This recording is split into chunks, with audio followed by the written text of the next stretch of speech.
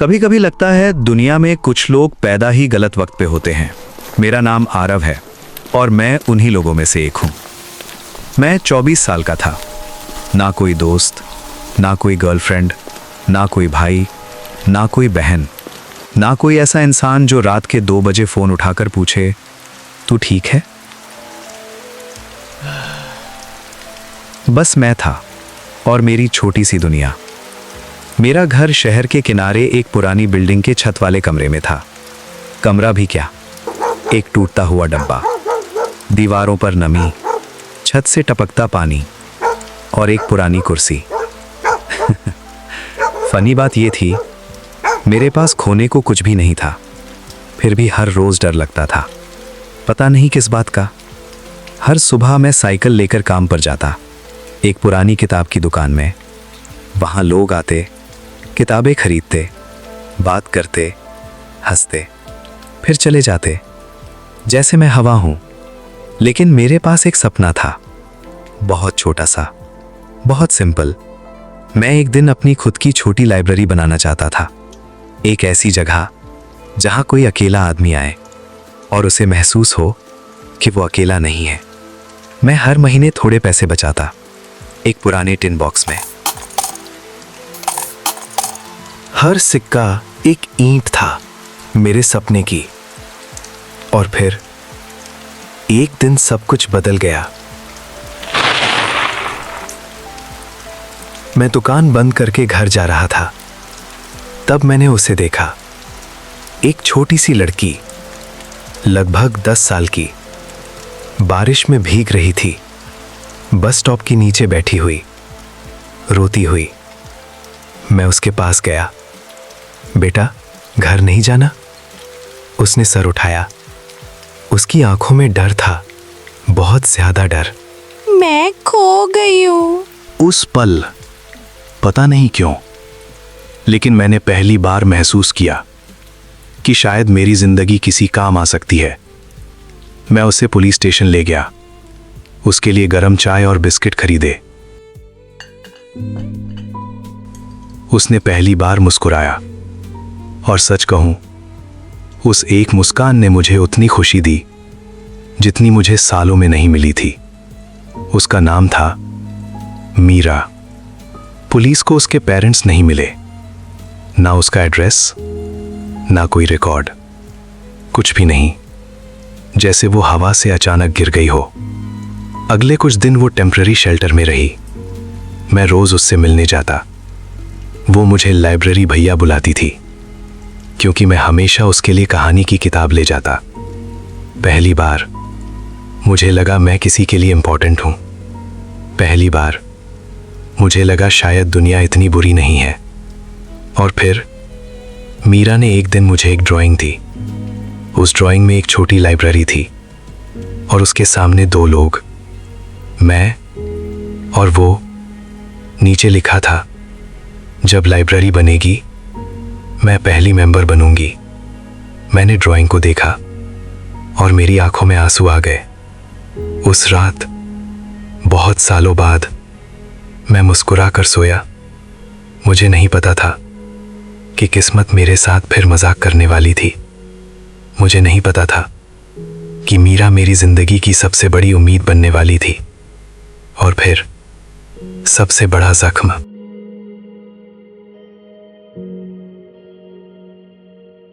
कुछ लोग कहते हैं कि बुराई अचानक नहीं आती, वो पहले दूर खड़ी देखते रहती है, और जब तुम खुश होना शुरू करते हो तब वो तुम्हारे पास चलकर आती है। मीरा को मिले हुए लगभग 2 हफ्ते हो चुके थे और मेरी जिंदगी पहली बार नॉर्मल लगने लगी थी। मैं रोज उसके लिए बुक्स ले जाता, वो रोज मुझे नए सवाल पूछती। लाइब्रेरी भैया, अगर लाइब्रेरी बन गई तो मुझे फ्री मेंबरशिप मिलेगी ना? Life time? मिलेगी, लाइफ टाइम। वो हंसी, मैं भी हंसा। और उसी पल मैंने रोड के दूसरी तरफ एक आदमी को देखा। वो हमें देख रहा था, सीधा, बिना पलक झपकाए। ब्लैक कोट, ब्लैक कैप और अजीब सी मुस्कान। मैं पल भर के लिए रुक गया। मीरा, उस आदमी को जानती हो? उसने मुड़कर देखा और तुरंत सफेद पड़ गई। उसकी आंखों में वही डर था जो पहली बार मिला था। नहीं। उसने धीरे से कहा, लेकिन उसकी आवाज झूठ बोल रही थी। मैं कुछ समझ नहीं पाया। जब दोबारा उस आदमी की तरफ देखा, वो गायब था। उस रात मुझे नींद नहीं आई। हर बार जब आंख बंद करता, मुझे लगता कोई खिड़की के बाहर खड़ा है, कोई मुझे देख रहा है।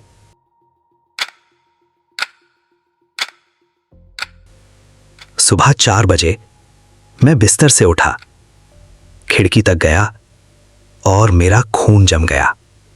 नीचे सड़क पर वही आदमी खड़ा था, बिल्कुल सीधा, बिल्कुल चुप और सीधा मेरी खिड़की की तरफ देख रहा था। मैं तुरंत नीचे भागा, दरवाजा खोला, लेकिन बाहर कोई नहीं था, सिर्फ खाली सड़क और भीगी हवा। क्या मैं पागल हो रहा हूं? अगली सुबह मैंने शेल्टर जाकर मीरा से बात करने की कोशिश की, लेकिन वो अजीब बिहेव कर रही थी। पहले वो मुझे देखकर भागकर आती थी, आज नहीं। वो कोने में बैठी थी, सिर झुकाए। मीरा? कोई जवाब नहीं। मीरा? उसने धीरे से मेरी तरफ देखा और जो उसने कहा, उसने मेरी रीढ़ की हड्डी तक ठंडी कर दी। लाइब्रेरी भैया, वो आदमी मुझे फिर मिल गया, कल रात खिड़की के बाहर। मेरा गला सूख गया। मैंने कुछ नहीं कहा, क्योंकि कल रात मैंने भी वही देखा था, लेकिन उसे बताया नहीं। मैं उसे और डराना नहीं चाहता था। उस दिन के बाद अजीब चीजें शुरू हो गईं, हर जगह, हर वक्त। कभी दुकान के बाहर, कभी बस स्टैंड पर, कभी भीड़ में मैं उस आदमी को देख लेता, बस 1 सेकंड के लिए, और फिर वो गायब, जैसे कभी था ही नहीं। 1 हफ्ते बाद मुझे एक लेटर मिला। मेरे कमरे के दरवाजे के नीचे से किसी ने अंदर स्लाइड किया था। मैंने खोला, अंदर सिर्फ एक लाइन लिखी थी, उससे बचाने की कोशिश मत कर। मेरा सांस रुक गया। नीचे कोई नाम नहीं, कोई एड्रेस नहीं, कुछ नहीं, बस वही लाइन। उस रात मैंने पहली बार पुलिस को कॉल किया। उन्होंने पूरा एरिया चेक किया, कुछ नहीं मिला। एक ऑफिसर ने हंसता हुआ कहा, ज्यादा हॉरर मूवी मत देखा करो। सब हंस दिए, मैं भी जबरदस्ती मुस्कुरा दिया, लेकिन अंदर से मैं टूट रहा था, क्योंकि मुझे पता था मैं जो देख रहा हूं वो सच है। और फिर सबसे बुरा हुआ, 3 दिन बाद मैं शेल्टर पहुंचा, लेकिन मीरा वहां नहीं थी। मैं विचलित हो गया। वो कहाँ है? मैंने स्टाफ से पूछा। उन्होंने फाइल्स देखी और कहा, आज सुबह उसके अंकल आए थे, वो उसे ले गए। अंकल? मैंने हैरानी से पूछा। उसने तो कहा था उसका कोई नहीं है। स्टाफ ने कहा, पेपर वर्क कंप्लीट था, हम क्या कर सकते थे? मैंने पूरा शहर छान मारा, bus stand, station, roads, market, कहीं नहीं। मीरा गायब थी पूरे तरह। और उस रात जब मैं टूटकर घर लौट रहा था, मुझे दरवाजे के नीचे एक और लेटर मिला। मेरे हाथ कांप रहे थे। मैंने पढ़ा और मेरी दुनिया रुक गई। तुमने वार्निंग नहीं मानी, अब तुम भी लिस्ट में हो। लिस्ट? कौन सी लिस्ट? और मीरा को कौन लेके आ? मैं नहीं जानता था कि अब जो शुरू होने वाला है वो मेरी जिंदगी का सबसे डरावना सफर होगा। और मीरा शायद अब भी जिंदा थी, या शायद उसके साथ कुछ और भी ज्यादा बुरा हो चुका था। जब कोई अपना खो जाता है तो इंसान 2 चीजें करता है, या तो एक्सेप्ट कर लेता है या फिर पागल हो जाता है उसे ढूंढते ढूंढते। मैं दूसरा वाला बन गया था। मीरा को गायब हुए 4 दिन हो चुके थे। पुलिस ने केस बंद कर दिया, शेल्टर वालों ने हाथ खड़े कर दिए और शहर ने उसे भुला दिया, जैसे वो कभी एग्जिस्ट ही नहीं करती थी। लेकिन मैं नहीं भुला पाया। मैं हर जगह उसका नाम पूछता, हर गली, हर दुकान, हर स्टेशन, और हर बार एक ही जवाब मिलता, नहीं पता, नहीं देखा, किसी और से पूछो। फनी है ना? जिंदगी भर मुझे किसी ने नहीं ढूंढा, और अब मैं एक ऐसी लड़की को ढूंढ रहा था जिसे शायद पूरी दुनिया भूल चुकी थी। एक शाम मैं शेल्टर वापस गया मैनेजर से मिलने। वही आदमी जिसने कहा था पेपर वर्क कंप्लीट था। उसका नाम था राकेश। उसने मुझे देखते ही फेक स्माइल दी। कुछ मिला? नहीं, मैं उसकी आंखों में देख रहा था। वो आंखें झूठ बोल रही थी, बहुत बुरे तरीके से। तभी मैंने डेस्क पर एक फाइल देखी, मीरा की फाइल। राकेश कुछ लेने अंदर गया और मैंने फाइल खोल ली। अंदर एक फोटो थी मीरा की, लेकिन उस फोटो में कुछ अजीब था। उसके पीछे एक बिल्डिंग दिख रही थी, एक पुरानी फैक्ट्री, और फैक्ट्री के गेट पर लिखा था रेवन हिल टेक्सटाइल्स। मैंने जल्दी से फोटो पॉकेट में डाल ली और बिना कुछ कहे वहां से निकल गया। मुझे पता नहीं था कि ये मेरी जिंदगी की सबसे बड़ी गलती बनने वाली है। रात को मेरा फोन बजा। Unknown number. मैंने उठाया और फोन की उस पर राकेश था। उसकी आवाज बदल चुकी थी, घबराई हुई। आरव, तुमने फाइल देखा था? मेरा दिल जोर से धड़का। मान लो देखा था तो। 2 सेकंड की खामोशी, फिर उसने कहा, भाग जाओ, मीरा को भूल जाओ प्लीज। मैं समझ गया, वो कुछ जानता था, बहुत कुछ। लेकिन क्यों? फोन की दूसरी साइड सिर्फ सांस की आवाज आ रही थी। फिर एक और आवाज, एक मर्द की, बहुत धीमी, बहुत ठंडी। उसने बता दिया? मेरा खून जम गया। अगला सेकंड फोन के अंदर चीखने की आवाज आई, राकेश की। फिर लाइन कट। मैं तुरंत पुलिस के पास गया, लेकिन जब तक वो शेल्टर पहुंचे, राकेश गायब था। उसकी कार गायब, उसका फोन गायब, और उसका ऑफिस बिल्कुल साफ, जैसे वो कभी था ही नहीं। अगली रात मैं रेवन हिल फैक्ट्री पहुंच गया। शहर से बाहर, जंगल के बीच, एक ऐसी जगह जहां हवा भी अजीब लग रही थी। गेट टूट चुका था, बिल्डिंग आधी गिर चुकी थी, खिड़कियां अंधी आंखों की तरह लग रही थी। और फिर मैंने अंदर कदम रखा। अंदर पूरा अंधेरा था, सिर्फ मेरी टॉर्च और मेरी सांसें। मैं धीरे धीरे आगे बढ़ा। तभी मुझे दीवार पर कुछ लिखा हुआ दिखाई दिया, लाल रंग में, जैसे खून से लिखा गया हो, वी नेवर लेफ्ट। मेरी रीढ़ की हड्डी में ठंड दौड़ गई। तभी पीछे से आवाज आई, आरव। मैं पलटा। एक छोटी लड़की की, बिल्कुल मीरा जैसी। आरव। फिर से, इस बार ऊपर से। मैंने टॉर्च ऊपर मारी और मेरी सांस रुक गई। दूसरी फ्लोर की रेलिंग पर एक छोटी सी सिलुएट खड़ी थी, बिल्कुल मीरा की हाइट, बिल्कुल मीरा की शेप। और फिर वो भाग गई। मीरा! मैं सीढ़ियों की तरफ दौड़ा, 2-2 स्टेप्स छोड़कर। मीरा! मैं उसके पीछे भाग रहा था। हर मोड़ पर मुझे उसकी झलक दिखती, बस 1 सेकंड के लिए, फिर गायब, फिर दिखती, फिर गायब, जैसे वो मुझे जानबूझकर कहीं ले जा रही हो। और फिर मैं एक बड़े हॉल में पहुंच गया, खाली, बिल्कुल खाली। कोई मीरा नहीं, कोई आवाज नहीं, सिर्फ अंधेरा। और तब मेरे पैर के नीचे जमीन टूट गई। मैं नीचे गिर गया, लगभग 15 फीट।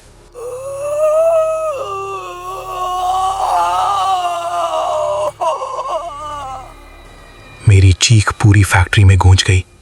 मेरा चेहरा लोहे की रॉड से टकरा गया। गरम दर्द मेरी आंख के पास फट गया। खून, बहुत सारा खून।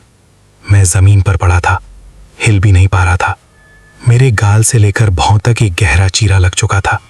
वो निशान जिंदगी भर रहने वाला था। एक्शन सीन का पहला गिफ्ट, एक परमानेंट स्कार। जब मैं उठने की कोशिश कर रहा था, मेरी टॉर्च एक पुरानी टेप रिकॉर्डर पर पड़ी। उस पर धूल जमी हुई थी और एक कैसेट अंदर लगी थी। मैंने प्ले बटन दबाया। पहले सिर्फ नॉइज, फिर एक बच्ची की आवाज, मीरा। मुझे यकीन था। प्लीज मुझे घर जाना है, मुझे यहाँ मत रखो। मेरे हाथ कांपने लगे। टेप चलती रही। फिर किसी आदमी की आवाज आई, वही ठंडी आवाज जो फोन पर सुनी थी, और उसने सिर्फ इतना कहा, Subject 47 has become attached. Proceed with replacement. मेरे शरीर का हर रोम खड़ा हो गया। रिप्लेसमेंट? सब्जेक्ट 47? मीरा क्या थी? और सबसे डरावना सवाल, उसके पहले 46 सब्जेक्ट्स का क्या हुआ? मैं नहीं जानता था कि जो सच में ढूंढ रहा हूं वो इंसानों से भी ज्यादा खतरनाक है, और मीरा शायद कभी वैसे थी ही नहीं जैसे मैं समझता था। दर्द की एक अजीब बात होती है, जब वो हद से ज्यादा बढ़ जाता है तो शरीर चिल्लाना बंद कर देता है, सिर्फ रूह दर्द महसूस करती है। मेरा चेहरा खून से भर चुका था। मेरी लेफ्ट आंख धुंधली दिख रही थी। हर सांस लेने पर सीने में जलन हो रही थी, लेकिन मैं वापस नहीं जा सकता था। मेरा अगर जिंदा है तो मैं उसे लेकर ही जाऊंगा। मैं टॉर्च उठाकर धीरे धीरे आगे बढ़ा। उसी वक्त मुझे हवा का हल्का सा झोंका महसूस हुआ। नीचे से एक और रास्ता था। एक टूटी हुई अलमारी के पीछे पुरानी लोहे की सीढ़ियां नीचे जा रही थीं। अंधेरा इतना गहरा जैसे रोशनी ने कभी उस जगह को छूआ ही ना हो। मैं पहला कदम रखता हूं, दूसरा, तीसरा। हर कदम की आवाज खुद मुझे डरा रही थी। नीचे पहुंचते ही एक अजीब सी बदबू ने मेरा गला जला दिया। सड़ी हुई मिट्टी, जंग और कुछ जो मैं पहचानना नहीं चाहता था। टॉर्च घुमाई और मेरी सांसें रुक गईं। मेरे सामने दीवार के साथ दर्जनों छोटे छोटे जूते रखे थे, बच्चों के, साफ लाइन में, जैसे कोई उनका इंतजार कर रहा हो। ये क्या जगह है? एक पुरानी मेटल कैबिनेट, उसके अंदर फाइल्स, हंड्रेड्स ऑफ फाइल्स, सब पर एक ही format, subject 01, subject 08, subject 19, subject 34, subject 46 और सब्जेक्ट 47। मीरा। मेरे हाथ कांपने लगे। मैंने सब्जेक्ट 46 की फाइल खोली। अंदर एक फोटो थी, एक लड़का, मेरे जितनी ही उम्र, मुस्कुराता हुआ। नीचे लिखा था, गार्डियन अटैचमेंट सक्सेसफुल। दूसरी लाइन, गार्डियन डिसीज्ड। मैं तुरंत अगला पेज पलटा। हर फाइल में एक नया गार्डियन, एक नया बच्चा, और हर गार्डियन का एंड एक ही था, डिसीज्ड। मैं भी गार्डियन हूं। अगर पैटर्न वही रहा तो अगला नाम मेरा था। मैं झट से मुड़ा। टॉर्च की रोशनी अंधेरे में घूमी। कुछ भागा, बहुत तेज, लेकिन इंसान की तरह नहीं। जैसे कोई चारों हाथों पर दौड़ रहा हो। मेरी सांस तेज हो गई। मीरा? कोई जवाब नहीं। फिर अंधेरे से एक बच्चे की हंसी सुनाई दी। और उसके तुरंत बाद एक और, फिर तीसरी, फिर चौथी। जैसे पूरा बेसमेंट उन बच्चों की आवाजों से भर गया हो।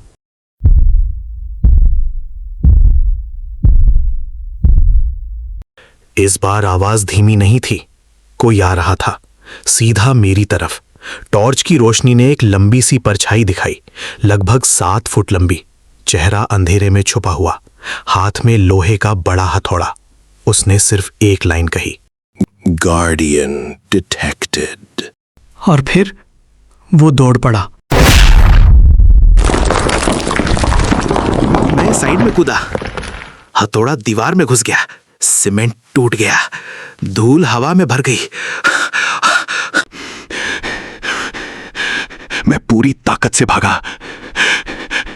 टंग गैलरी, पीछे भारी कदम। हर सेकंड वो करीब आ रहा था। एक पाइप रास्ते में पड़ा था। मैंने उठाया और पूरी ताकत से उसके कंधे पर दी मारा। पाइप टेढ़ा हो गया, लेकिन वो रुका ही नहीं। उसने मुझे पकड़कर दीवार पर दे मारा। मेरी सांस एक पल के लिए बंद हो गई। कंधे में तेज दर्द दौड़ गया। मैं नीचे गिरा।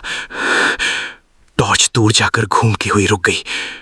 उसकी रोशनी सीधा उस आदमी के चेहरे पर पड़ी और मेरा खून जम गया। उसका चेहरा था ही नहीं, जैसे किसी ने पुराना मास्क सिल दिया हो। ना कोई एहसास, ना कोई आंख, सिर्फ अंधेरा। मैंने पास पड़ा जंग लगा एक्सटिंग्विशर उठाया और उसके मास्क पर दे मारा। हाँ, वो पहली बार पीछे हटा। बस उतना ही मौका काफी था। मैं भागता हुआ सीढ़ियों की तरफ दौड़ा। पीछे उसकी गरजती हुई आवाज गूंज रही थी। Guardian, don't leave. Main factory के बाहर निकल आया। बारिश जोरों से हो रही थी। मैं घुटनों के बल सड़क पर गिर गया। सांस टूट रही थी, हाथ कांप रहे थे और मेरी जेब में एक फाइल अभी थी, मीरा की फाइल। उसके लास्ट पेज पर एक लाइन लिखी थी, if subject 47 forms a genuine family bond, phase 2 begins. Phase 2?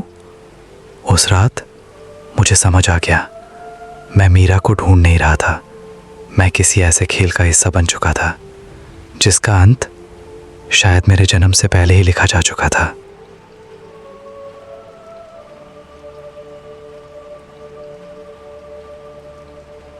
लोग कहते हैं सबसे बड़ा दर्द किसी अपने को खोना होता है, लेकिन जिस इंसान के पास कभी कोई अपना था ही नहीं, उसका दर्द कौन समझेगा। मैं पूरी रात सो नहीं पाया। मीरा की फाइल मेरे सामने खुली थी। हर पेज, हर नाम, हर गार्डियन, एक ही अंजाम, डेड। और अब मेरी बारी थी। मैं लास्ट पेज दोबारा देख रहा था। उसके पीछे एक छोटा सा फोल्डेड पेपर छुपा हुआ था, जैसे किसी ने जानबूझकर उसे छुपाया हो। मैंने उसे खोला। उस पर सिर्फ एक एड्रेस लिखा था और नीचे एक नाम, डॉक्टर ईशान मेहरा। उसके सामने सिर्फ 2 शब्द, द फर्स्ट गार्डियन, पहली बार। मुझे लगा शायद कोई है जो मुझे सच बता सकता है। मैं सुबह होने का इंतजार भी नहीं कर सका। बारिश में ही उस एड्रेस की तरफ निकल पड़ा।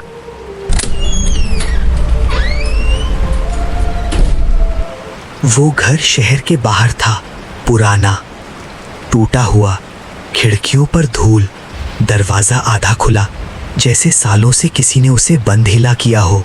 अंदर कोई है। मैं धीरे से अंदर गया। ड्राइंग रूम में हर जगह पुरानी तस्वीरें लगी थीं। हर फोटो में एक अलग बच्चा और उसके साथ एक अलग आदमी या औरत। सब मुस्कुरा रहे थे, लेकिन हर फोटो के कोने पर काली इंक से एक ही शब्द लिखा था, डिसीज्ड। मेरे हाथ ठंडे पड़ गए। तभी पीछे से एक कमजोर आवाज आई, आखिर तुम आ ही गए। मैं पलटा।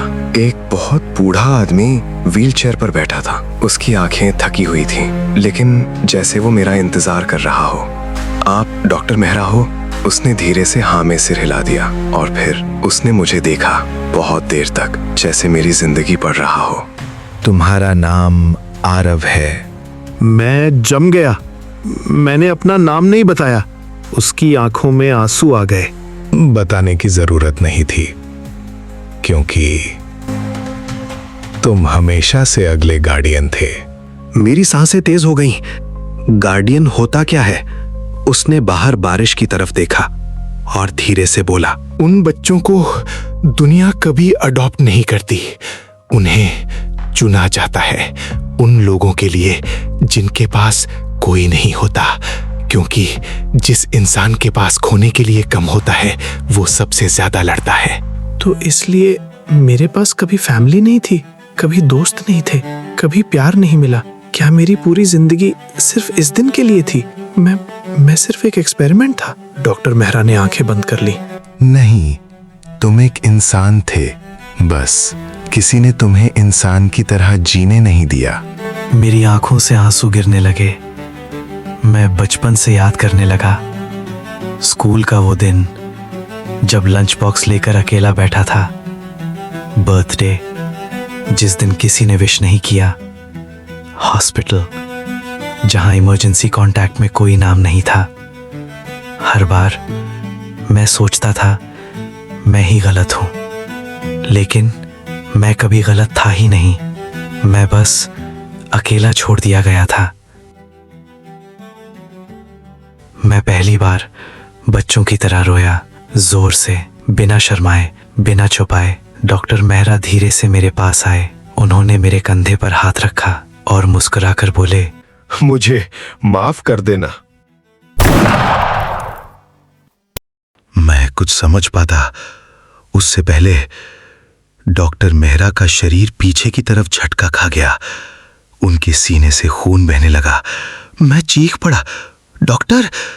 खिड़की के बाहर वही काला कोट पहने आदमी खड़ा था। उसने बंदूक नीचे की और धीरे से चल दिया, जैसे उसने बस एक रूटीन का काम पूरा किया हो। मैं डॉक्टर मेहरा को संभालने लगा। उनकी सांसें टूट रही थी। उन्होंने मेरी कलाई पकड़ी बहुत जोर से और अपनी आखिरी ताकत से कहा, उन्हें मीरा नहीं चाहिए, उन्हें अरफ चाहिए, यानी तुम रन। उनका हाथ धीरे से ढीला पड़ गया। रूम में सिर्फ बारिश की आवाज रह गई। मैं फिर से अकेला था। जिस आदमी ने पहली बार मुझे सच बताया, वो भी मेरे सामने चला गया। उस दिन मैंने समझा कुछ लोगों की जिंदगी में उम्मीद इसलिए आती है ताकि जब वो छीनी जाए तो दर्द और गहरा लगे। और मेरी सारी उम्मीदें एक एक करके मेरे हाथों में दम तोड़ रही थी।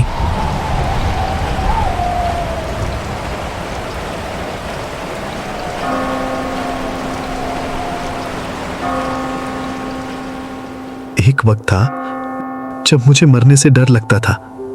अब मुझे सिर्फ इस बात का डर था कि कहीं मीरा भी मेरी तरह अकेली ना मर जाए। डॉक्टर मेहरा की लाश अब भी मेरे सामने पड़ी थी। मैं उनकी आंखें बंद करता हूं और पहली बार मैं किसी के लिए दुआ करता हूं, काश आप थोड़ा और जी पाते। लेकिन इस कहानी में अच्छे लोग ज्यादा देर तक जिंदा नहीं रहते। मैं घर लौट आया। मेरा कमरा पहले से भी ज्यादा खाली लग रहा था। दीवार पर मीरा की ड्राइंग लगी थी। एक छोटी लाइब्रेरी, 2 मुस्कुराते हुए लोग, नीचे वही लाइन, मैं पहली मेंबर बनूंगी। मैंने ड्राइंग को हाथ में लिया। आंखों से आंसू टपक रहे थे। मैं उसे फाड़ नहीं सका, बस सीने से लगा लिया। मैं आ रहा हूं मीरा, चाहे जो हो जाए। उस रात मैंने डॉक्टर मेहरा की पॉकेट चेक की। एक छोटा वॉइस रिकॉर्डर मिला, स्टैटिक। फिर डॉक्टर मेहरा की आवाज, अगर तुम ये सुन रहे हो तो शायद मैं मर चुका हूं। आरव, तुम हीरो नहीं हो, तुम स्पेशल भी नहीं हो। मैं चुप हो गया, लेकिन तुमने एक काम किया जो हम में से कोई नहीं कर सका। तुमने सब्जेक्ट 47 को इंसान की तरह ट्रीट किया। तुमने उसे एक्सपेरिमेंट नहीं, बेटी की तरह देखा। इसीलिए वो तुमसे इमोशनली अटैच हो गई। अब वो लोग तुम दोनों को कभी जिंदा नहीं छोड़ेंगे। रिकॉर्डर बंद हो गया। रूम में फिर खामोशी छा गया। मेरी सांसें रुक सी गईं। अचानक मेरे कमरे की खिड़की टूट गई। एक जलती हुई बोतल अंदर आई। आग तुरंत फैल गई। पर्दे जलने लगे। लकड़ी की अलमारी में आग लग गई। मैं होश खो बैठा। कौन है? बाहर से सिर्फ एक आवाज आई, Guardian, time is over. मैं धुआं चीरते हुए बाहर भागा, लेकिन मेरा टिन बॉक्स जिसमें मेरी लाइब्रेरी के सालों की बचत थी अंदर रह गया। मैं वापस दौड़ना चाहता था, लेकिन छत गिर गई।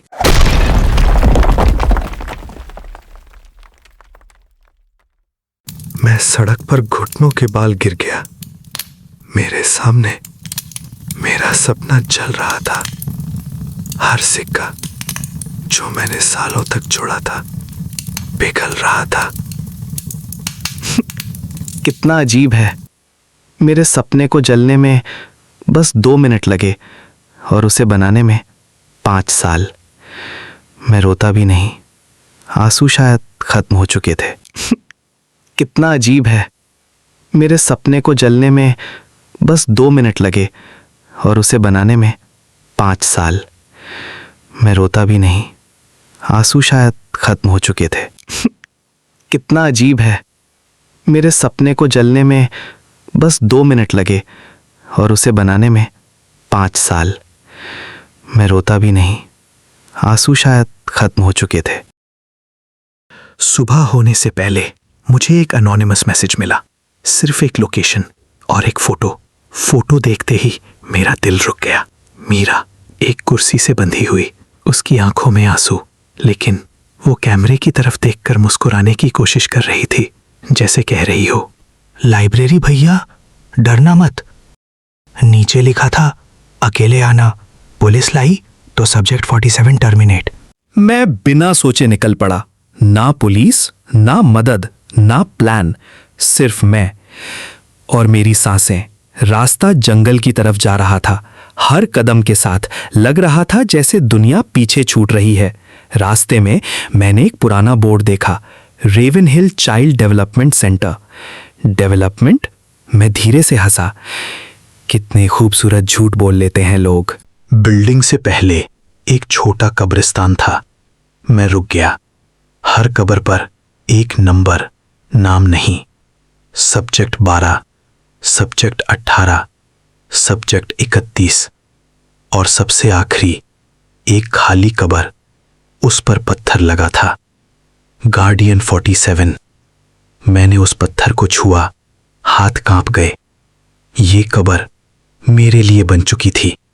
मैं अभी जिंदा था, लेकिन उन्होंने मेरी मौत के लिए जगह पहले ही तैयार कर दी थी।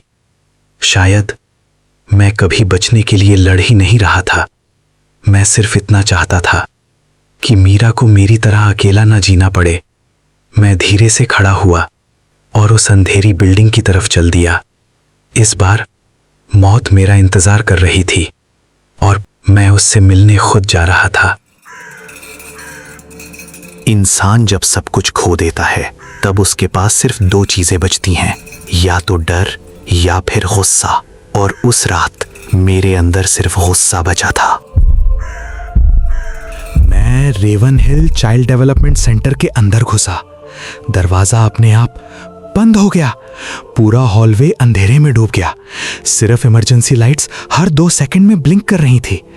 ब्लिंक, अंधेरा, ब्लिंक, अंधेरा, ब्लिंक। तीसरी ब्लिंक के बाद हॉलवे के एंड पर मुझे मीरा खड़ी दिखी। मीरा! मैं उसकी तरफ दौड़ा, लेकिन जैसे ही मैं उसके पास पहुंचा, वो गायब हो गई। उसकी जगह सिर्फ उसकी ड्राइंग पड़ी थी, वही लाइब्रेरी वाली, लेकिन इस बार उस ड्राइंग में लाइब्रेरी चल रही थी। नीचे खून जैसे लाल रंग से लिखा था, यू वर टू लेट। नहीं।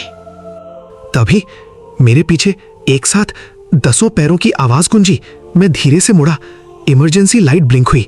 1, 2, 5, 10 काले मास्क पहने आदमी बिल्कुल चुप, बिल्कुल सीधे मेरी तरफ देख रहे थे। फिर सारे एक साथ भागे। मैं टूट चुकी ट्रॉली को जोर से उनकी तरफ धकेल देता हूं। 3 लोग उसके नीचे गिर गए। मैं साइड के कॉरिडोर में घुस गया। एक मास्क्ड आदमी ने लोहे की चेन घुमाकर मेरी तरफ फेंकी। चेन मेरे कंधे को चीरते हुए निकल गई। मेरा पुराना जख्म फिर खुल गया। खून गर्म होकर बहा। मैं दर्द से घुटनों पर गिरने ही वाला था, लेकिन डॉक्टर मेहरा की आवाज याद आई। तुम हीरो नहीं हो, लेकिन तुमने उसे बेटी की तरह देखा। मैं खड़ा हो गया, नीचे पड़ी एक लोहे का पाइप उठाया और उस मास्क ढके चेहरे पर मारा। बार में ही मास्क टूट गया। तीसरा आदमी मुझ पर कूद पड़ा। साथ ही हम दोनों सीढ़ियों से लुढ़क कर नीचे गिरे। मेरी पीठ में ऐसा लगा जैसे सारी सांसें एक साथ निकल गई हों। लेकिन वो आदमी पहले उठ गया। उसने मेरी गर्दन पकड़ ली।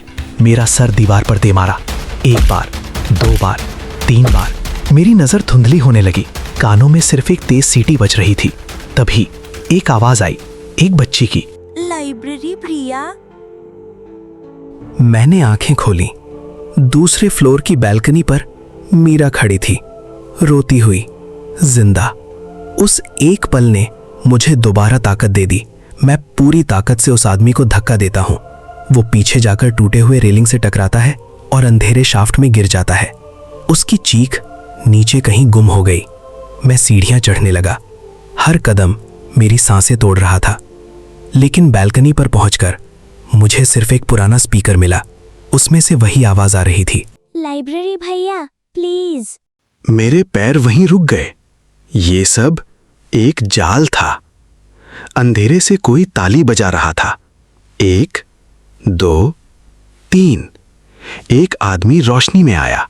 ना मास्क, ना हथियार, सिर्फ एक शांत मुस्कान, सफेद कपड़े, जैसे डॉक्टर हो।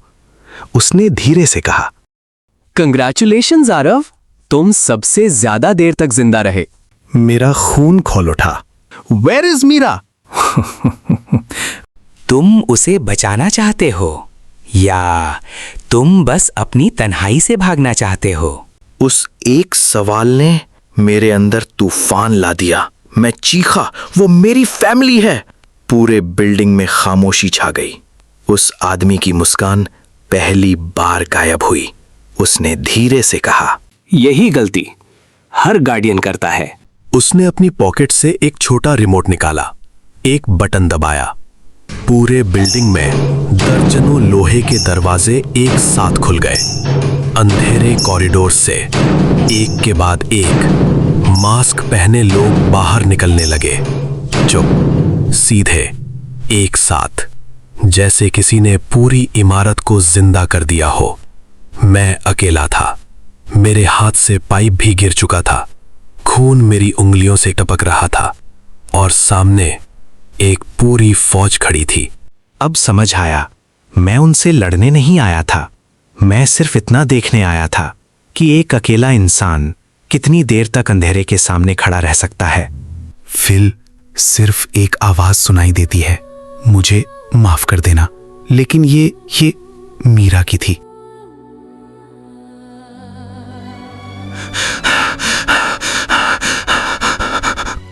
उस रात मुझे पहली बार समझ आया, कुछ जंग जीतने के लिए नहीं होती, सिर्फ इंसान को तोड़ने के लिए होती हैं। एक के बाद एक सारे एग्जिट्स बंद हो गए। मैंने पीछे मुड़कर देखा। अब वापस जाने का कोई रास्ता नहीं था। आगे लंबी गैलरी, हर 10 कदम पर एक लोहे का दरवाजा, हर दरवाजे पर एक नंबर, 01, 08, 19, 31, 46, और सबसे आखिर में मेरे पैर अपने आप रुक गए। डोर नंबर 47 के पीछे कोई धीरे धीरे वही धुन गा रहा था जो मीरा लाइब्रेरी में बुक्स पढ़ते वक्त गाती थी। मीरा। मैं दौड़ पड़ा, दरवाजा खोला। अंदर एक कुर्सी थी, एक टेडी बेयर और मीरा की लाल रिबन। बस रूम खाली था। मैंने रिबन उठाई, उस पर अब भी उसकी खुशबू थी। मेरी उंगलियां कांपने लगीं। मैं आ गया था, लेकिन तू फिर भी मुझसे एक कदम आगे चली गई। तभी स्पीकर से एक आवाज गूंजी, गार्डियन 47, रॉन्ग डोर। पूरा कॉरिडोर एक साथ हिलने लगा। सीलिंग से स्टील बैरियर्स नीचे गिरने लगे। गैलरी टुकड़ों में बट गई। मैं पूरी ताकत से भागा।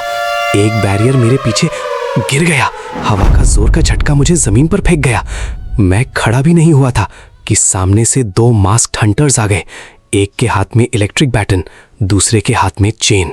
पहला बार बैटन मेरी बाजू से टकराया, पूरा हाथ सुन पड़ गया। दूसरा बार चेन मेरे पैरों में उलझ गई। मैं सीढ़ियों से फिसलता हुआ नीचे गिरा। हर सीढ़ी जैसे मेरी सांसों को तोड़ रही थी। मैं नीचे आकर रुक गया। सर घूम रहा था, सांस लेना मुश्किल था, लेकिन ऊपर से मुझे एक आवाज सुनाई थी, लाइब्रेरी भैया। इस बार ये रिकॉर्डिंग नहीं थी, यह असली मीरा थी। मैं जोर लगाकर खड़ा हुआ। हर कदम एक सजा लग रहा था। आखिर में एक बड़े हॉल में पहुंच गया। बीच में पूरी तरह ट्रांसपेरेंट ग्लास का रूम। उसके अंदर मीरा जिंदा बंदी हुई, रोते हुए। जैसे ही उसने मुझे देखा, उसकी आंखों में उम्मीद आ गई। लाइब्रेरी भैया? उस एक पल के लिए मुझे लगा मैं जीत गया। मैं ग्लास की तरफ दौड़ा, मुक्के मारे, लोहे का रॉड उठाया, पूरा जोर लगाया। ग्लास पर एक भी दरार नहीं आई। तभी वही सफेद कपड़ों वाला आदमी स्पीकर पर बोला, गार्डियन, ये ग्लास नहीं टूटेगा, लेकिन तुम दोनों में से एक जरूर टूटेगा। उसने एक स्क्रीन ऑन की। स्क्रीन पर मेरी पुरानी जिंदगी चलने लगी। स्कूल, बर्थडे, हॉस्पिटल, खाली कमरा, खाली कुर्सी, खाली डाइनिंग टेबल।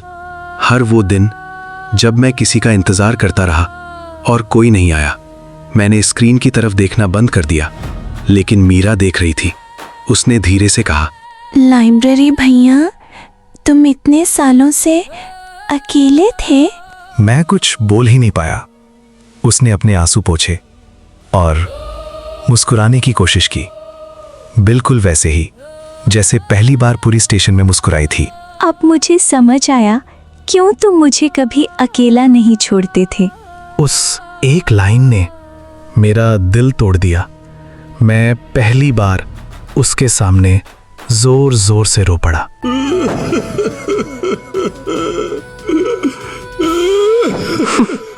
सॉरी, मैं तुझे बचा नहीं पाया। मीरा ने धीरे से सिर हिला दिया।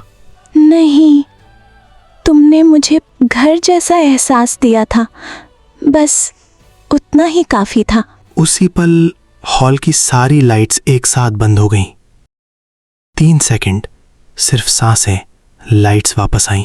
ग्लास रूम खाली था। रिबन अब भी जमीन पर पड़ी थी। मीरा गायब थी।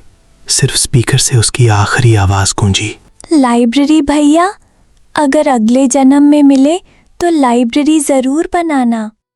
पूरा हाल खामोश हो गया। मैं घुटनों के बल गिर गया।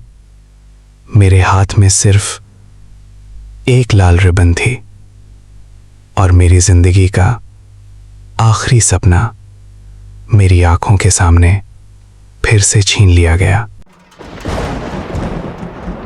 लोग कहते हैं जब इंसान सब कुछ हार जाता है तो उसके पास लड़ने की वजह भी खत्म हो जाती है।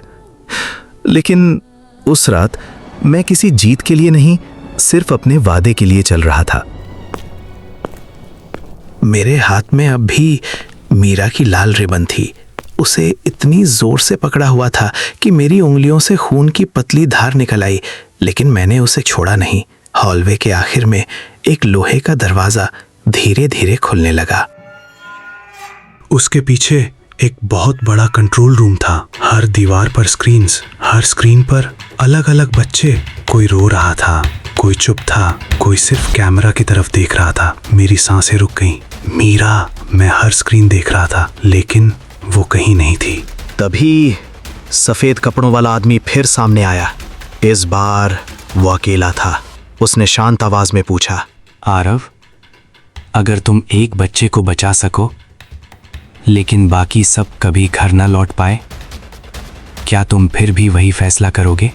मैं चुप रहा। उसने एक बटन दबाया। सारी स्क्रीन्स बंद हो गईं। सिर्फ एक स्क्रीन जलती रही। उस पर मेरी लाइब्रेरी थी, वही ड्राइंग, वही सपना, और धीरे धीरे उस ड्राइंग को आग लग गई। मेरे अंदर कुछ टूट गया। तुमने मुझसे सब कुछ छीन लिया, मैं चीखा और मैं उसकी तरफ दौड़ पड़ा। वो पीछे हटा। मैं पूरी ताकत से उस पर झपटा। हम दोनों जमीन पर गिर पड़े। एक जोर का मुक्का, दूसरा, तीसरा। उसने मुझे धक्का दिया। मेरी सांस रुक गई। अलार्म बजने लगा। Warning, system failure. छत से चिंगारियां गिरने लगी, मशीनें फटने लगीं, पूरा कॉम्प्लेक्स हिलने लगा। तुम समझते हो ये सब खत्म हो जाएगा? हम सिर्फ एक जगह नहीं हैं, हम एक सोच हैं। उसने इमरजेंसी एग्जिट की तरफ चलना शुरू किया। मैं उसे रोकने भागा, लेकिन मेरे पैर जवाब दे रहे थे। हर कदम आखिरी कदम लग रहा था। तभी मैंने एक हल्की सी आवाज सुनी, लाइब्रेरी भैया। मैं पलटा। अंधेरे कॉरिडोर के एंड पर मीरा खड़ी थी, कमजोर, लड़खड़ाती हुई, लेकिन जिंदा। उसने हाथ मेरी तरफ बढ़ाया। मैं भी उसकी तरफ दौड़ा।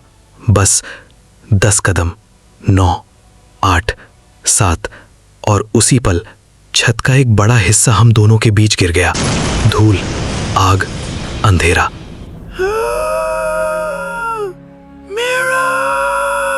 मैंने पत्थर हटाने शुरू किए। हाथ छिल गए, नाखून टूट गए, सांस फूल गई, लेकिन मैं रुका नहीं। हर पत्थर हटाते हुए मुझे उसकी हंसी याद आ रही थी। मैं और जोर लगाता गया।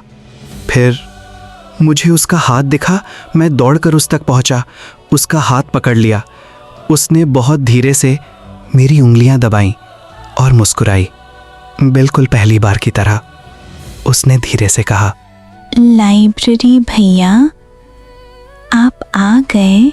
मैंने आंसुओं के साथ सिर हिलाया। अब सब ठीक हो जाएगा। मीरा ने बस एक बार मेरी आंखों में देखा, जैसे वो सच जानती हो जो मैं नहीं जानता था। उसने मेरी मुट्ठी में अपनी लाल रिबन रख दी और बहुत धीरे से कहा, वादा, लाइब्रेरी बनाना मत भूलना। उसके बाद उसकी उंगलियों की पकड़ धीरे धीरे कम होने लगी। मैं जोर से चीखा, नहीं, मुझे अकेला मत छोड़। लेकिन जवाब में सिर्फ गिरती हुई इमारत की गूंज थी। उस पल मुझे समझ आ गया, कुछ वादे इंसान पूरे नहीं करता, सिर्फ जिंदा रखता है। आपको पता ही होगा, हर कहानी का एक हीरो होता है और हर हीरो घर लौट आता है। लेकिन ये कहानी उन लोगों की है जो कभी घर लौट ही नहीं पाते। मुझे याद नहीं मैं उस इमारत से बाहर कैसे निकला, या मैं निकला भी था, या सिर्फ मेरी सांसें बाहर आ गई थी। सुबह हो चुकी थी, बारिश रुक गई थी, आसमान साफ था, जैसे रात को कुछ हुआ ही ना हो। मेरी मुट्ठी अब भी बंद थी, बहुत जोर से। जब मैंने धीरे से उसे खोला, उसके अंदर मीरा की लाल रिबन थी। बस वही। मैं मुस्कुरा दिया, पता नहीं क्यों। शायद जब इंसान हद से ज्यादा टूट जाता है तो आंसू भी उसका साथ छोड़ देते हैं। मैं उस जगह वापस गया जहां कभी मेरा कमरा हुआ करता था। अब वहां सिर्फ राख थी, टूटी हुई ईंट, जली हुई किताबें और मेरे सपने का पिघला हुआ टिन बॉक्स। मैंने उस बॉक्स को उठाया, अंदर एक ही सिक्का बचा था, सिर्फ एक। मैं उस सिक्के को बहुत देर तक देखता रहा। 5 साल और आखिर में बस एक सिक्का। मैं चल दिया, बिना मंजिल के, बिना वजह के, बिना उम्मीद के। दिन गुजरते गए, लोग मुझे देखते फिर नजर हटा लेते, जैसे हमेशा करते आए थे। किसी न्यूज़पेपर में उस फैक्ट्री का जिक्र नहीं आया, किसी टीवी चैनल ने उन बच्चों के बारे में बात नहीं की, किसी ने डॉक्टर मेहरा का नाम नहीं लिया, जैसे वो सब लोग कभी थे ही नहीं। और फिर एक दिन मैं उस पुरानी किताब की दुकान के सामने रुक गया। दरवाजा बंद था, उस पर एक बोर्ड लटक रहा था, फॉर रेंट। मैं धीरे से बैठा, पॉकेट से वो लाल रिबन निकाली और उसके पास वो आखिरी सिक्का रख दिया। मेरा लाइब्रेरी नहीं बना सका, माफ कर देना। हवा का एक झोंका आया, रिबन धीरे से हिलने लगी, जैसे किसी छोटे हाथ ने उसे छुआ हो। मैं आंखें बंद कर लेता हूं, मुझे उसकी हंसी सुनाई देती है। लाइब्रेरी भैया। मैं आंखें खोलता हूं, कोई नहीं, सिर्फ खाली सड़क। मैं समझ गया, अब मेरी यादें ही मेरा घर थीं। मैं शहर छोड़कर चल दिया, किसी को बताए बिना, किसी से मिले बिना। जैसे जिंदगी भर जीता रहा, वैसे ही चुप। कई महीने बाद एक पहाड़ी रास्ते पर मेरी ताकत खत्म हो गई। मैं एक पुराने पेड़ के नीचे बैठ गया, हाथ में लाल रिबन और वो आखिरी सिक्का। आसमान की तरफ देखकर मैं धीरे से बोला, अगर कहीं सच में एक लाइब्रेरी होती है जहां अकेला कोई नहीं होता, तो इस बार मेरे लिए एक सीट रखना। हवा चलती रही, पेड़ के पत्ते हिलते रहे और आरव की आवाज धीरे धीरे खामोशी में खो गई। 1 साल बाद एक स्कूल पिकनिक उस रास्ते से गुजरी। एक छोटी लड़की ने पेड़ के नीचे कुछ देखा, एक पुरानी लाल रिबन और उसके नीचे एक मुरझा चुका कागज। टीचर ने कागज खोला। उस पर सिर्फ एक लाइन लिखा था, अगर तुम्हारे पास कोई अकेला इंसान हो तो उसे सिर्फ एक बार पूछ लेना, तुम ठीक हो? टीचर ने वो कागज फोल्ड किया। किसी ने उस नाम को नहीं पढ़ा। किसी को पता नहीं चला ये किसने लिखा था। शाम होने लगी। बच्चे वापस बस में बैठ गए। लाल रिबन हवा के साथ उड़कर उसी पेड़ की एक शाख पर अटक गई। दूर से वो बिल्कुल एक छोटे लाइब्रेरी बुकमार्क की तरह लग रही थी। मेरा नाम आरव था। मैं हीरो नहीं था। मैं दुनिया नहीं बदल सका। मैं लाइब्रेरी भी नहीं बना सका। लेकिन अगर मेरी कहानी सुनने के बाद तुम किसी एक अकेले इंसान के पास बैठ गए तो शायद मेरी हार पूरे तरीके से हार नहीं थी।